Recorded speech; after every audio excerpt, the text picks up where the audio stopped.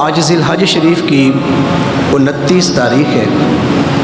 کچھ دنوں کے بعد ہم 1 یا 2 دن کے بعد ہم اسلام کا جو پہلا مہینہ ہے اسلامی تاریخ کا محرم الحرام میں داخل ہو جائیں گے۔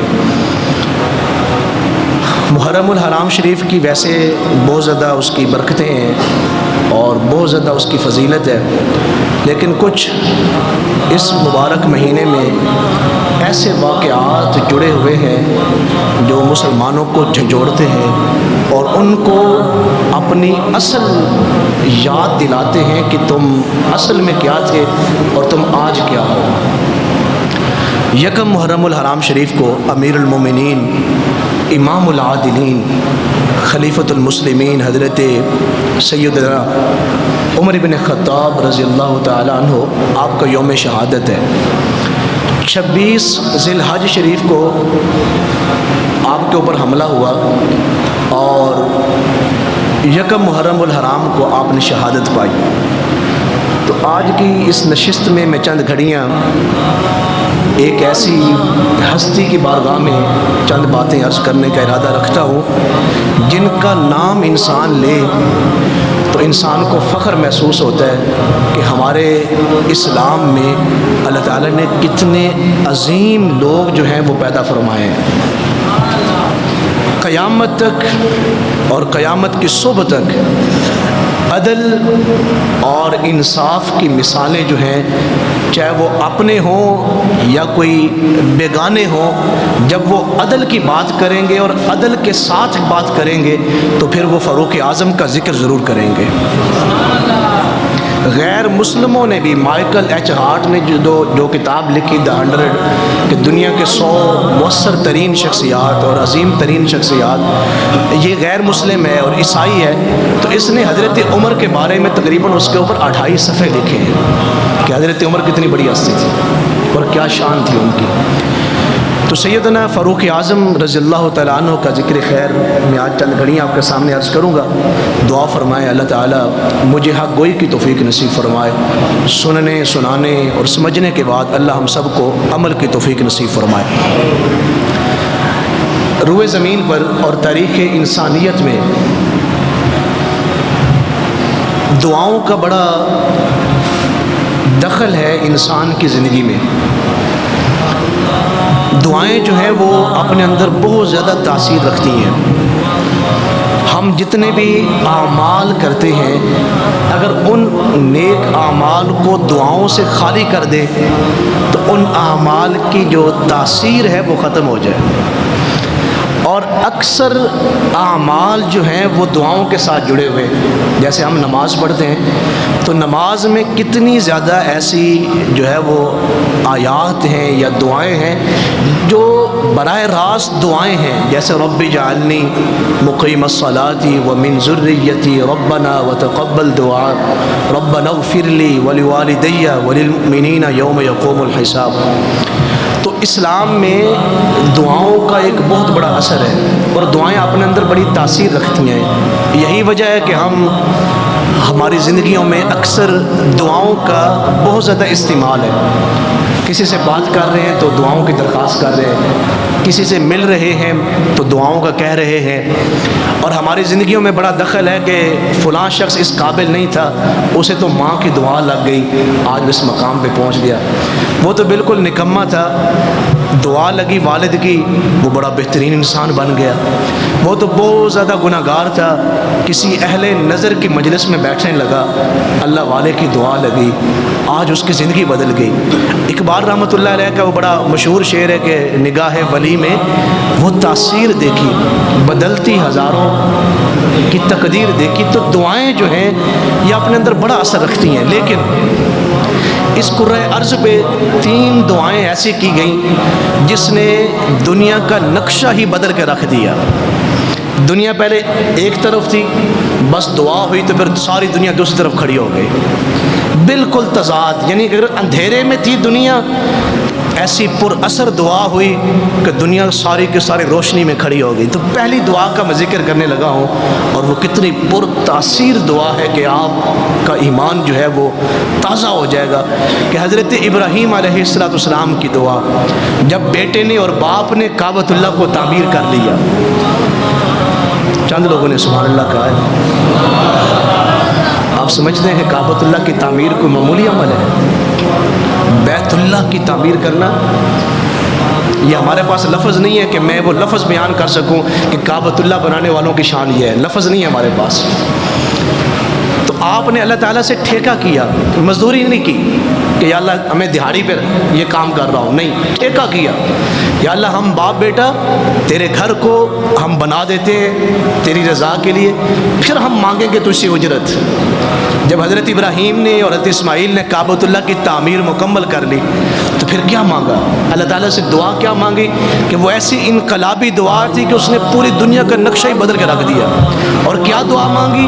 ربنا وابعث فیہم رسولا، اے اللہ میں نے تیرے گھر کو بنا دیا ہے، اب تو اپنی عظمتوں والا اور شانوں والا جو تیرا محبوب رسول ہے، جو آخری رسول ہے، جو ختم نبوت کا تاج پہن کے آئیں گے، اس کعبۃ اللہ کو بسانے کے لیے اس نبی کو بھیج دے۔ کتنی پر تاثیر دعا تھی حضرت ابراہیم کی، اور کتنی اثر والی دعا تھی کہ جب حضور تشریف نہیں تھے لائے تو دنیا کا حال کیا تھا کہ لوگ اپنی بیٹیوں کو زندہ درگور کر رہے تھے۔ لوگوں کا حال کیا تھا کہ یونان کے فلسفی جو بچے معذور پیدا ہو رہے تھے ان کو پہاڑوں سے اوپر سے زمین پر پٹک رہے تھے۔ اور یہ آپ کے قریب ہندوستان میں ستی کی رسم چل رہی تھی کہ اگر خامد فوت ہو گیا تو اس کی زندہ بیوی کو خامد کے ساتھ باندھ کے آگ میں جلا دیا جاتا۔ اسے بھی زندہ رہنے کا حق نہیں۔ چوریاں اور زمانے کی کون سی برائی تھی جو اس کرۂ ارض پہ نہیں تھی ہو رہی؟ پھر حضرت ابراہیم نے دعا مانگی، پھر حضور تشریف لائے، اور جس رات آقا کریم علیہ السلام تشریف لائے تو وما ارسلناک الا رحمۃ للعالمین، اقبال نے کہا تھا کہ جو خود نہ تھے راہ پر اوروں کے ہادی بن گئے، کیا نظر تھی کہ جس نے مردوں کو مسیحا کر دیا۔ اتنی پر مغز دعا تھی اور اتنی اثر والی دعا تھی حضرت ابراہیم کی کہ جب حضور تشریف لائے تو جو لوگ بالکل شعرائے دوزخ پہ چڑھ رہے تھے، بر حضور کی تشریف آوری کی دیر تھی، وہی لوگ جو ہے وہ شعرائے جنت پہ چڑھ رہے تھے۔ ساری دنیا ایک طرف کھڑی تھی، اور کیسے لوگ حضور نے پھر پیدا کیے؟ صدیق اکبر جیسی ہستیاں، فاروق اعظم جیسی ہستیاں، عثمان غنی جیسی ہستیاں، مولا علی جیسی ہستیاں، بلال حبشی جیسے لوگ، سلمان فارسی جیسے لوگ، صہیب رومی جیسے لوگ، عبد الرحمن بن عوف جیسی ہستیاں، خالد بن ولید جیسی ہستیاں پھر اس امت نے دیکھی اور کرۂ ارض پہ دیکھی۔ پیچھے کیا تھا؟ حضرت ابراہیم کی وہ تاثیر والی دعا تھی۔ اب دوسری دعا میں ذکر کرنے لگا ہوں، قرآن مجید نے سورہ طٰہٰ میں اسے بیان کیا، رب اشرح لی صدری، حضرت موسیٰ کی دعا کہ اللہ میرے سینے کو کھول دے۔ اور دوسرا کیا مانگا کہ میری مدد کے لیے مجھے میرا بھائی ہارون دے دے۔ جس دن حضرت ہارون تشریف لائے نا حضرت موسیٰ کے پاس، حضرت موسیٰ کے بھائی جو نبی بھی ہیں، اس دن سب سے بگڑی ہوئی قوم بنی اسرائیل، لیکن جب حضرت ہارون تشریف لے آئے تو یہ لگتا ہی نہیں تھا کہ یہ وہی قوم ہے، یہ وہی بنی اسرائیل ہے۔ اللہ تعالیٰ نے اس قوم کو بدل کے رکھ دیا۔ یہ دو دعائیں ہو گئیں۔ اب تیسری دعا سنیں جو بڑی ایمان افروز بات ہے، میں کرنے لگا ہوں آپ سے۔ تیسری دعا میرے اور آپ کے آقا کریم نے مانگی، اور وہ کیسی دعا تھی کہ جب اسلام انتہائی زیادہ مشکل میں تھا، صرف گنتی کے 39 لوگ مسلمان ہوئے تھے، اور مسلمان دار ارقم میں چھپے ہوئے تھے، باہر نہیں نکل سکتے تھے۔ کوئی باہر یہ کہہ نہیں سکتا تھا کہ میں مسلمان ہوں یا میں نے اسلام قبول کیا ہے۔ کوئی عبادت نہیں کر سکتے تھے، سر عام نماز نہیں پڑھ سکتے تھے۔ پھر حضور نے کیا مانگا؟ اللہ تعالیٰ سے حضرت عمر کو مانگا۔ ایک مرتبہ بلند آواز سے سبحان اللہ کے۔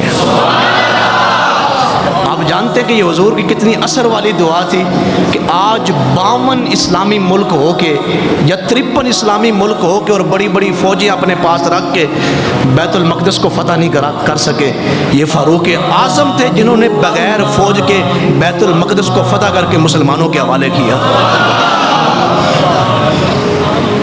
یہ فاروق اعظم ہی تھے کہ جس کو حضور نے مانگا دعا میں، اور یہ میرے محبوب کی اتنی اثر والی دعا تھی، اتنی تاثیر والی دعا تھی کہ فاروق اعظم آئے ہیں اس دور کی جو سب سے بڑی سپر طاقت ملک جو تھے، فاروق اعظم نے اپنے پاؤں تلے کیسر و کسریٰ کو روند کے رکھ دیا۔ اور آپ سنیں گے تو حیران ہوں گے کہ امیر المومنین سیدنا فاروق اعظم کون ہستی ہیں اور کتنا بڑا مقام ہے کہ ہمارے آقا کریم علیہ السلام کی ایک حدیث مبارک ہے کہ میرے آقا کریم نے فرمایا کہ اللہ تعالیٰ نے ہر نبی کو نا ایک خاص وقت دیا ہے دعا کرنے کے لیے، کہ اس وقت وہ خاص دعا جو بھی کرے اللہ ان کی دعاؤں قبول فرما لیتا ہے۔ ویسے تو کسی بھی نبی کی کوئی دعا رد نہیں ہوتی، لیکن بعض خاص اوقات میں بھی خاص وقت ہوتے ہیں۔ تو اللہ تعالیٰ نے ہر نبی کو آقا کریم کے حدیث مبارکہ کہ ایک ایک وقت ایک خاص گھڑی عطا فرمائی ہوئی تھی، تو ہر نبی نے دنیا میں ہی وہ دعا مانگ لی، اس گھڑی کا فائدہ اٹھایا اور دعا مانگ لی۔ تو پھر میرے آقا کریم نے فرمایا اللہ تعالیٰ نے مجھے 2 گھڑیاں عطا فرمائی، 2 خاص وقت عطا فرمائے، ایک میں نے دعا مانگ لی اور ایک دعا میں نے بچا کے رکھی۔ تو صحابہ کرام نے پوچھا یا رسول اللہ صلی اللہ علیہ وسلم آپ نے کون سی دعا بچا کے رکھی ہوئی ہے؟ تو ہمارے آقا کریم صلی اللہ علیہ وسلم نے فرمایا کہ قیامت والے دن جب لوگوں کے نام اعمال تل جائیں گے اور حساب کتاب مکمل ہو جائے گا، اہل جنت کے جنتی ہونے کا اعلان کر دیا جائے گا اور لوگ جنت میں جا رہے ہوں گے، اور میری امت کے وہ گناہگار جن کے اوپر دوزخ واجب ہو چکی ہوگی اور ان کا دوزخی ہونے کا اعلان ہو چکا ہوگا، تو میں نے وہ دعا بچا کے رکھی، میں نے نہیں مانگی۔